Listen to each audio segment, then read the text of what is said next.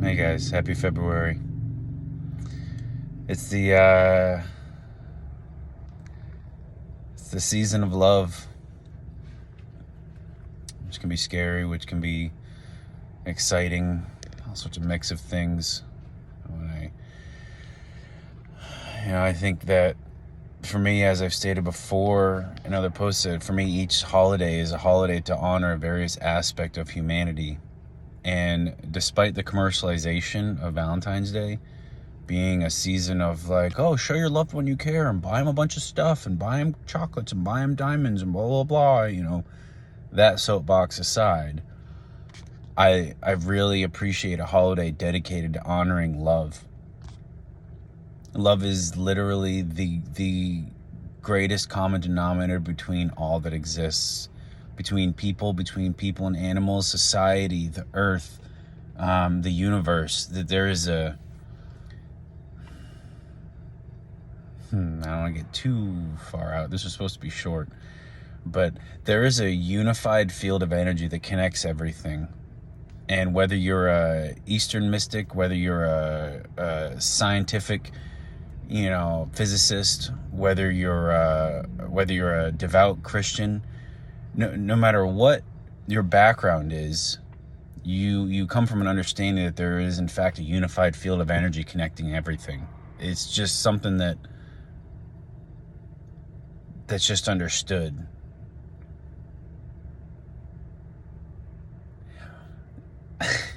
Just when I was like, yeah, but there's still people that think that the earth is flat. But yet again, another soapbox for another time. My point is that this grand unified field of energy is the nest of love.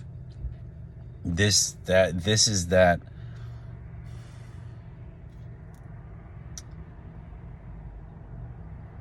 when we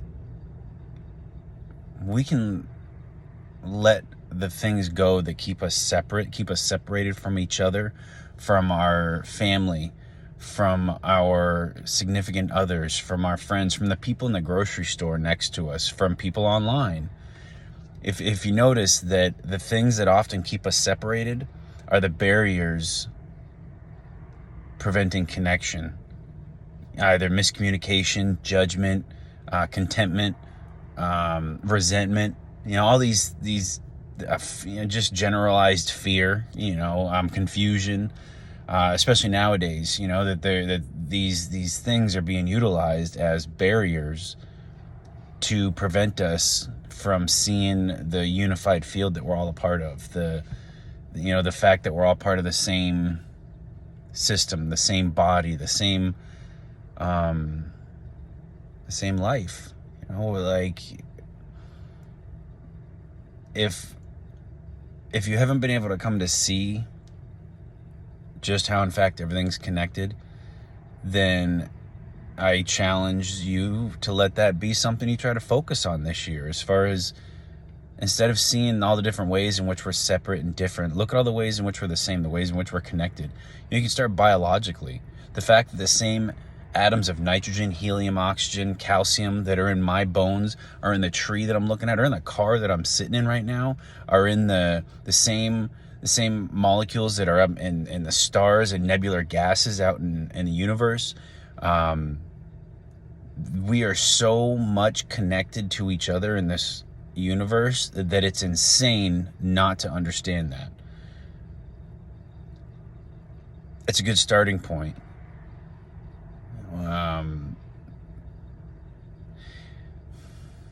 That's a really good starting point, because then you start to feel a part of the world, not quite separate from. But then you also can start seeing the ways in which I'm connected to people around me. Or once you realize that everybody pretty much wants the same thing, everybody just wants love and to be happy.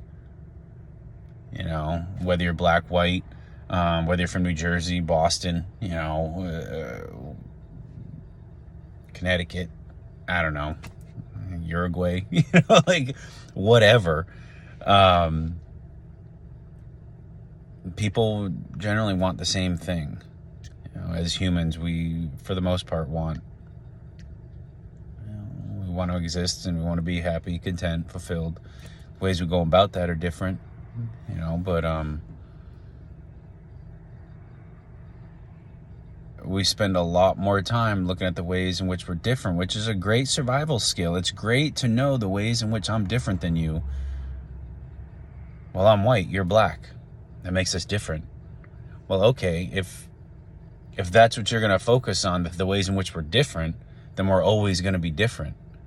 But when you start to understand biology, physiology, physics, mathematics, astronomy, once you start to dive into these higher aspects of existence, you start to realize how, in fact, everybody's very similar. First of all, we're all just a bunch of fucking empty space with little tiny bits of matter around it. So to try and say that this collection of molecules or atoms is different than this collection of molecules or atoms is freaking insane.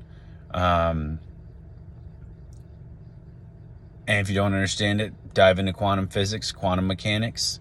There's great movies out there, great documentaries, great literature. Learn yourself something.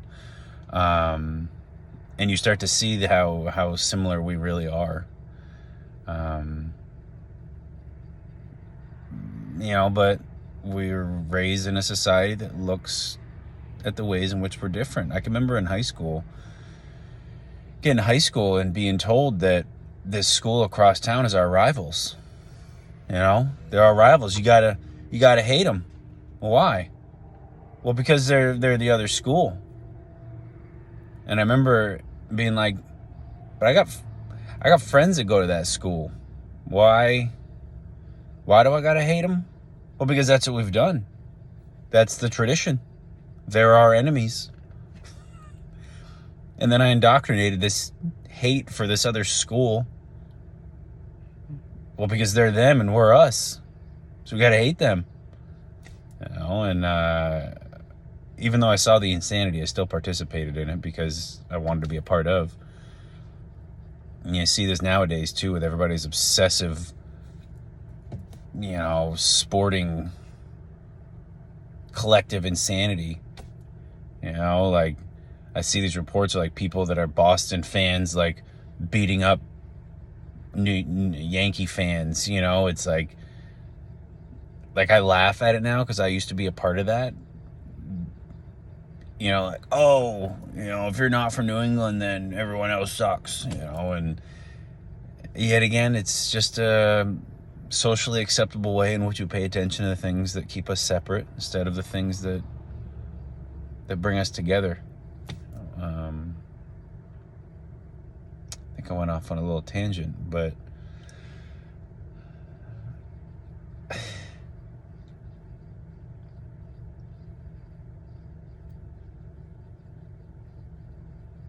this is the season to honor love,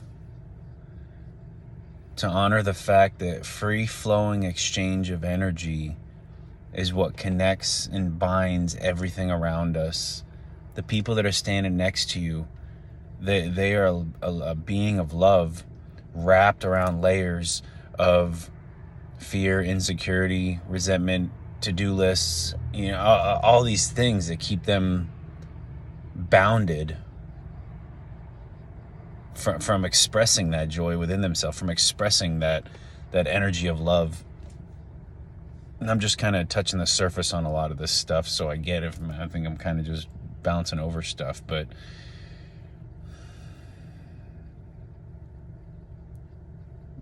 so this season is the season to honor love. And even just looking at it simply as geared towards our loved ones, like our significant other, our intimate partner, that when I say I'm in love with them, I'm not in love with them because of their hair, because they make me laugh, or because they, whatever, all these things, which, a lot of people do. They'll name off these reasons for why they love them. And it's like, well, okay, well, what if somebody else comes by and makes you laugh? What if they have nice hair? What if I love her eyes? Okay, well, what if somebody else comes by with better eyes? Love those eyes? So learning to see why you really love somebody, and you get down to it, you start hearing people I've talked to about it. They're like, well, I love that I can just be myself around them. And I'm like, ooh, see, now that's touching on something. I love that I don't have to think about what I'm going to say or be afraid that it's going to be received poorly. I don't have to walk on eggshells. You know, I'm free to just be myself. Now, how beautiful is that? That's love. And yet again, it's not because I'm getting anything from the other person. It's just that I'm in proximity of this other individual, and we are two individual beings, but it's almost as if there's no barrier at all between us. We're able together to connect to that grand unified energetic field all around us, you know, and that's love. You know, that is being in love. When I find somebody else that can help facilitate that connection to that higher energy, you know, to that feeling of connection. Honestly, this is something that has to be found a way to be tapped into individually first, you know, because if someone doesn't know how to love by themselves on their own, then there's no way they can enter into a relationship and express that love as well. It becomes some twisted, manipulated version to where I can reach the love when I'm with you. Well, okay, well, what about when they're not there? What if they die? Suddenly you can't experience the connection all around you anymore. You can't experience that flow. It's gone. Well, okay, well, then that's kind of scary because now you're setting up an attachment, you know, which creates suffering. And it takes on a twisted version of love. You know, so when you can find those people that you can just be yourself around, that you can let your guard down, I don't know, you can just freely express yourself. Your energy flows freely. That's why love is just the free-flowing exchange of energy, because not only am my energy is not just flowing out, but it's flowing back as well. It's just free flowing, and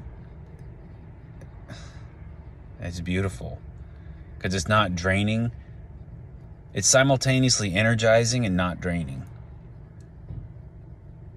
And that's the cool part about it, that when you tap into love, you tap into a wellspring of love, and it's one of those, this is kind of cool, I got a little goosebumps, but it's one of those resources that the more you tap into it, the more there is. It's not a finite resource like oil. You know, like when you tap into the universal energy that's always there, the ever-present energy that is there, the more you tap into the infinite. Well, the infinite is infinite. You can literally never run out of it. The only way you can run out of it is if you attempt to contain it, control it, because then you start using energy to try and control it and manipulate it. And you turn love into this twisted, crusty version, and it's no longer love. It used to be, maybe.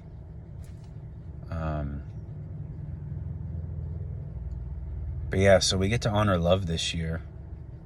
And maybe it would be good for some of us to redefine what that word means for us, you know? Do I love these people but not those people? Do I love this group but not that group? Do I love these kids but not those kids? And these are things to look at. Why? You know, that's a really good question to ask myself. Why don't I like these people or love these people? I did misspoke there. You can love someone and not like them. I want to clarify that right now. You can have love for somebody and not like the things they say, the things they do, whatever. Yet again, conversation for another time, and how you can hold that paradox in your head. I'll be glad to elaborate in the future. But understand that there is a difference between having a space of love for people in the world and not liking them. And I think that's getting misunderstood nowadays. It's turning into hate, turn into fear-mongering, propaganda, all sorts of divisive tactics. Yeah, I think I kind of rambled enough.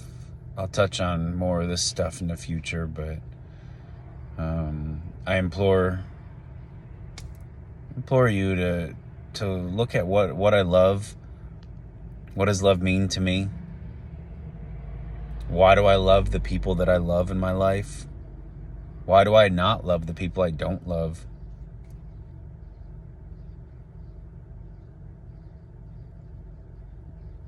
Just see where those questions take you. Have a good night, guys. Love you.